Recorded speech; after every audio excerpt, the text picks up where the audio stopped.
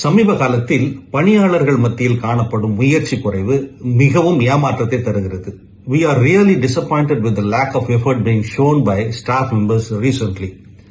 இந்த அறிவிப்பை முகநூலில் பார்த்தேன்.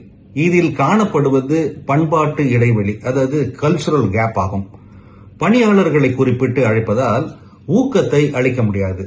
உண்மையிலேயே முயற்சி பலன் தரும் சூழ்நிலையை உருவாக்குவதாலேயே ஊக்கப்படுத்த முடியும்.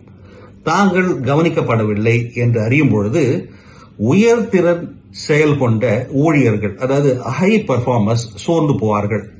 எதுவும் மாறவில்லை என்பதால் குறைந்த செயல்திறன் கொண்டவர்கள், அதாவது லோ பர்ஃபார்மர்ஸ் அப்படியே தங்கிவிடுவார்கள். நடு செயல்திறன் கொண்டவர்கள் தாங்கள் இருப்பதற்கு குறைந்தது என்ன தேவையோ அவற்றை மாத்திரம் செய்வார்கள். உங்கள் குழுவை ஊக்கப்படுத்த வேண்டுமானால் அதற்கு உரையாற்ற அவசியமில்லை. அமைப்பை, அதாவது சிஸ்டம் உருவாக்க வேண்டும். தெளிவான எதிர்பார்ப்புகள் செயல்திறனுக்கு, அங்கீகாரம் குறைந்த செயல்திறனுக்கு பின்விளைவு அதே பணியாளரிடம் வேலை குவியாமல் முயற்சி வளர்ச்சியை கொண்டு வருகின்றதாக அந்த அமைப்பை சிஸ்டம் அமைய வேண்டும். நீங்கள் ஒரு குழுவை, டீமை வழி நடத்துகிறீர்கள் என்றால் உங்கள் அலுவலக பணிச்சூழல் முயற்சிகளை ஊக்குவிக்கிறதா, மௌனமாக அவற்றை தண்டிக்கிறதா என்று யோசியுங்கள். டெனிஸ் கீலன் இவ்வாறு வழிகாட்டுகிறார். இது போன்ற சிந்தனைகளை தவற விடாதிருக்க தமிழ் பூமர் அபிஷியல் சேனலை சப்ஸ்கிரைப் செய்யுங்கள்.